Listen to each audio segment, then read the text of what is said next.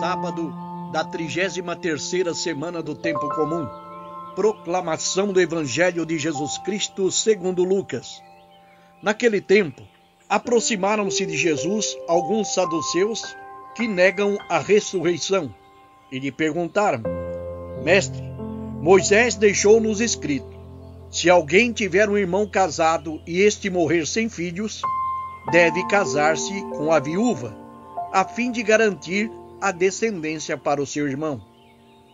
Ora, havia 7 irmãos. O primeiro casou e morreu sem deixar filhos. Também o segundo e o terceiro se casaram com a viúva. E assim os 7. Todos morreram sem deixar filhos. Por fim, morreu também a mulher. Na ressurreição, ela será esposa de quem? Todos os 7 estiveram casados com ela. Jesus respondeu aos saduceus: nesta vida, os homens e as mulheres casam-se, mas os que forem julgados dignos da ressurreição dos mortos e de participar da vida futura, nem eles se casam, nem elas se dão em casamento, e já não poderão morrer, pois serão iguais aos anjos, serão filhos de Deus, porque ressuscitaram.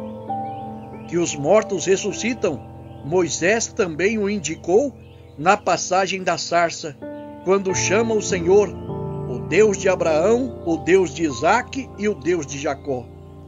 Deus não é Deus dos mortos, mas dos vivos, pois todos vivem para Ele. Alguns doutores da lei disseram a Jesus: Mestre, tu falaste muito bem. E ninguém mais tinha coragem de perguntar coisa alguma a Jesus. Palavra da salvação. Caríssimo irmão, caríssima irmã, neste capítulo vemos mais uma investida de um outro grupo contemporâneo de Jesus que avança contra ele, querendo ridicularizá-lo. São eles os saduceus, aqueles que obtiveram êxito entre as classes dominantes, amantes da ordem constituída, colaboradores dos romanos, liberais em matéria religiosa. Eles negavam a ressurreição. Os saduceus se baseiam na legislação descrita em Deuteronômio, capítulo 25, versículo 5, para propor um caso divertido que coloca em ridículo a crença na ressurreição. É a chamada lei do levirato. Levir igual cunhado. A lei é esta, conforme Deuteronômio 25:5. Se 2 irmãos viverem juntos e um deles morrer sem filhos, a viúva não sairá de casa para casar-se com um estranho. Seu cunhado se casará com ela e cumprirá com ela os deveres legais de cunhado. O primogênito que nascer continuará o nome do irmão morto, e assim não se apagará o nome dele em Israel. É esta a lei do levirato. E eles colocam a Jesus um caso limite: o irmão que deixa a esposa sem filhos. E esta então casou-se com 7 irmãos. 7 representa a totalidade. Então casou-se com todos os irmãos deles e não deixou filhos. Na ressurreição, de quem ela será esposa? Teve 7 maridos. E aí eles cometem um erro grosseiro: tratar as realidades terrestres transpondo para o que ultrapassa, que a transcende, que a supera neste mundo. Basta refletir que as realidades terrestres são passageiras. Nesta vida, tudo passa. Cristo afirma: a ressurreição é como uma realidade superior à vida terrena. Jesus responde: acaso vós não estáis enganados por não conhecerdes as Escrituras, nem o poder de Deus? Com efeito, quando os mortos ressuscitarem, os homens e as mulheres não se casarão, pois serão como os anjos do céu.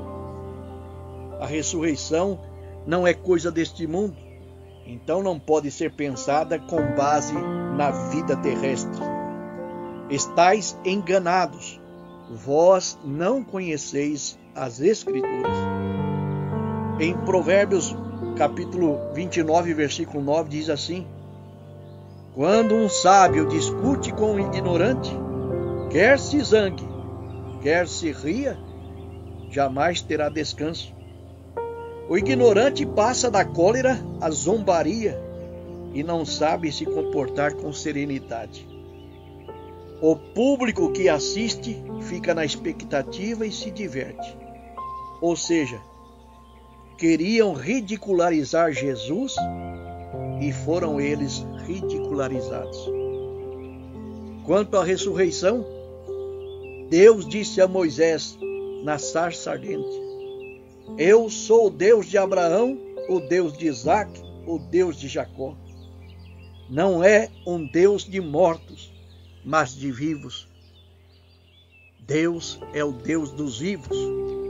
E Jesus venceu a morte para dizer que todo aquele que nele crê também vencerá a morte, ressuscitará. Meu irmão e minha irmã, esta é a nossa fé, esta é a nossa esperança. É a ressurreição que dá sentido à nossa vida, ao nosso existir. Diga comigo: Jesus é o meu Senhor, Jesus é o dono da minha vida. Jesus, vida minha, traz para a minha vida paz. Eu vos abençoo com as bênçãos que vêm de Deus, Pai, Filho e Espírito Santo. Amém.